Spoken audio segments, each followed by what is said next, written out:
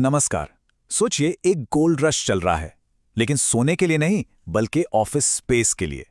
जी हां, भारत के office market में बिल्कुल यही हो रहा है। एक ऐसी लहर जो पहले कभी नहीं देखी गई। तो चलिए आज पता लगाते हैं कि इस जबरदस्त तेजी के पीछे कौन सी ताकतें काम कर रही हैं। तो जरा इस नंबर पर गौर कीजिए, करीब 4 करोड़ स्क्वायर फीट।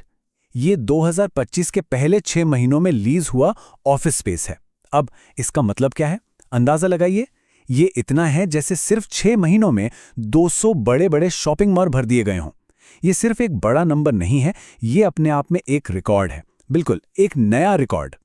तो सवाल ये उठता है कि आखिर अभी ही क्यों?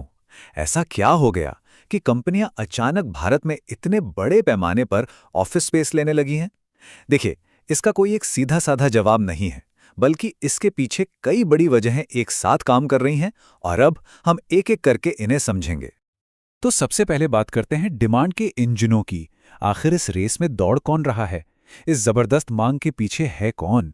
जब हम थोड़ा गहराई में जाते हैं तो कुछ बड़े खिलाड़ी साफ नजर आते हैं जो इस पूरी तेजी को चला रहे हैं। अब ये देखिए डिमांड आ कहां से रही है।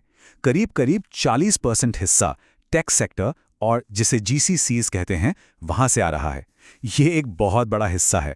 मतलब साफ है, ये कोई नॉर्मल इकोनॉमिक बूम नहीं है, ये एक टेक्नोलॉजी से चलने वाली लहर है। और इनके ठीक पीछे हैं भारतीय कंपनियां और तेजी से बढ़ता हुआ फ्लेक्स स्पेस सेक्टर, जिसकी बात हम आगे करेंगे।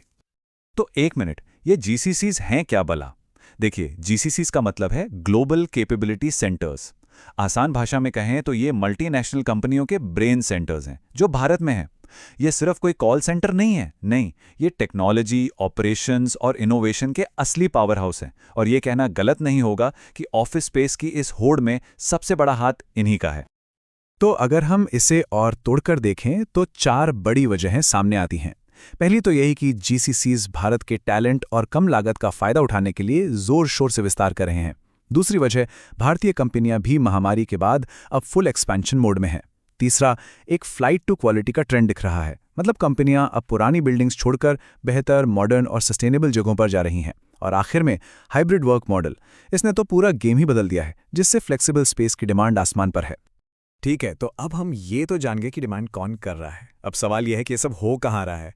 चलिए अब इन हॉट स्पॉट्स पर नजर डालते हैं, क्योंकि ये ग्रोथ हर शहर में एक जैसी नहीं है। और यहां हैदराबाद सबसे आगे निकल गया है। देखिए तो जरा, सालाना किराए में करीब 16% की ग्रोथ, ये चौंकाने वाला है। बेंगलुरु और मुंबई जैसे बड़े मार्केट भी काफी पीछे रह गए हैं। ये दिखाता है कि भारत के रियल एस्टेट मार्केट का सेंटर ऑफ ग्रेविटी कैसे बदल रहा है। बेंगलुरु की बात करें तो वो तो खैर भारत का टेक कैपिटल है ही। यहाँ बड़े बड़े जीसीसीज और प्रोडक्ट कंपनियां लगातार बड़ी डील्स कर रही हैं। शहर के जो प्राइम एरिया हैं वहाँ डिमांड और किराया दोनों ही हमेशा हाई रहते हैं। और फिर आता है हैदराबाद, जो इस कहानी का उभरता हुआ सितारा है। देश में सबसे तेज रेंटल ग्रोथ इसी शहर की है। ये एक मैग्नेट की तरह बन गया है, ना सिर्फ बड़े जीसीसीज के लिए जो नए टैलेंट की तलाश में हैं, बल्कि फ्लेक्सिबल वर्कस्पेस ऑपरेटर्स के लिए भी। ऐसा नहीं है कि एक्शन सिर्फ यही है। मुंबई में फाइनेंशियल सेक्टर से जबरदस्त डिमांड आ रही है। दिल्ली एनसीआर में डिमांड एकदम स्थिर है। और पुणे और चेन्नई के आईटी कॉरिडोर्स में भी लीजिंग बहुत तेजी से हो रही है। मतलब ये ट्रेंड पूरे देश में फैल रहा है। चलिए अब उन नंबर्स पर आते हैं जिन पर इन्वेस्टर्स की नजर रहती है, क्योंकि इतनी ज्यादा डिमांड का सीधा असर बाजार पर पड़ता है। ये आंकड़े हमें सप्लाई और डिमांड की असली कहानी बताते हैं।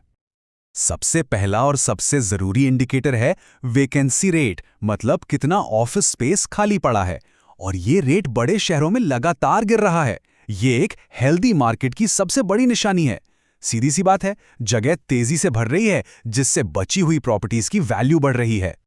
ये तो बिल्कुल इकोनॉमिक्स का बेसिक नियम है जो यहां काम कर रहा है। एक तरफ है डिमांड जो रिकॉर्ड तोड़ रही है, और दूसरी तरफ है सप्लाई। नई बिल्डिंग्स बन तो रही हैं, लेकिन कई शहरों में वो डिमांड की रफ्तार को पकड़ नहीं पा रही हैं, और इसी वजह से मार्केट में एक टेंशन बन रही है। और इसी टेंशन का नतीजा क्या है? जैसा कि JLL की एक रिपोर्ट कहती है, अच्छी क्वालिटी वाले यानी ग्रेड ए स्टॉक की जबरदस्त डिमांड की वजह से किराए बढ़ रहे हैं। अब ये ग्रेड ए स्टॉक क्या है? ये हैं सबसे अच्छी लोकेशन पर बनी टॉप क्वालिटी मॉडर्न बिल्डिंग्स, और कंपनियां इनके लिए ज्यादा पैसा देने को तैयार हैं।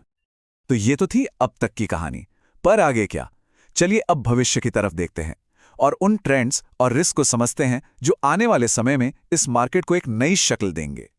सबसे बड़ा बदलाव जो देखने को मिल रहा है वो है फ्लेक्सिबल स्पेस की क्रांति। साल दर साल लीजिंग में करीब 65% का उछाल। ये अब कोई छोटा मोटा ट्रेंड नहीं रहा। बड़े शहरों में कुल लीजिंग का लगभग 20% हिस्सा अब फ्लेक्स स्पेस का है। ये कंपनियों के लिए एक स्ट्रैटेजिक टूल बन गया है, तेजी से एक्सपैंड करने, कॉस्ट कंट्रोल करने और अपने एम्प्लॉयज को फ्लेक्सिबिलिटी देने के लिए। लेकिन हर तेजी के साथ कुछ रिस्क भी जुड़े होते हैं। कुछ बातों पर नजर रखनी जरूरी है। जैसे कुछ इलाकों में बहुत ज्यादा नया कंस्ट्रक्शन हो रहा है, जिससे ओवर सप्लाई का खतरा है। फिर बढ़ती ब्याज दरें जैसी चीजें हैं जो कंपनियों के प्लान को धीमा कर सकती हैं। और हाँ, रिमोट वर्क का लॉन्ग टर्म इम्पैक्ट क्या होगा, ये अभी भी एक बड़ा सवाल है। कितने लोग हमेशा के लिए ऑफिस वापस आएंगे? तो ऐसे मार्केट में स्मार्ट प्लेयर्स क्या कर रहे हैं? 3 मेन स्ट्रैटेजीज उभर कर आ रही हैं। पहली, टैलेंट हॉटस्पॉट्स में प्रीमियम यानी ग्रेड ए बिल्डिंग्स पर फोकस करना। ये सबसे सेफ बेट है। दूसरी, फ्लेक्स स्पेस सेक्टर में मौके ढूंढना, क्योंकि ये तेजी से बढ़ रहा है। और तीसरी, उन इलाकों से दूर रहना जहां बहुत सारा नया कंस्ट्रक्शन पाइपलाइन में है, क्योंकि वहां सप्लाई बढ़ने का रिस्क है। तो कुल मिलाके कहानी ये है कि भारत अब सिर्फ दुनिया का बैक ऑफिस नहीं, बल्कि उसका इनोवेशन हब भी बन रहा है। और ये हमें एक बहुत बड़े सवाल पर लाकर खड़ा कर देता है। जब पूरी दुनिया का ऑफिस ही भारत में आ जाएगा तो क्या होगा? इसका असर सिर्फ रियल एस्टेट पर नहीं, बल्कि हर चीज पर पड़ेगा। सोचने वाली बात है।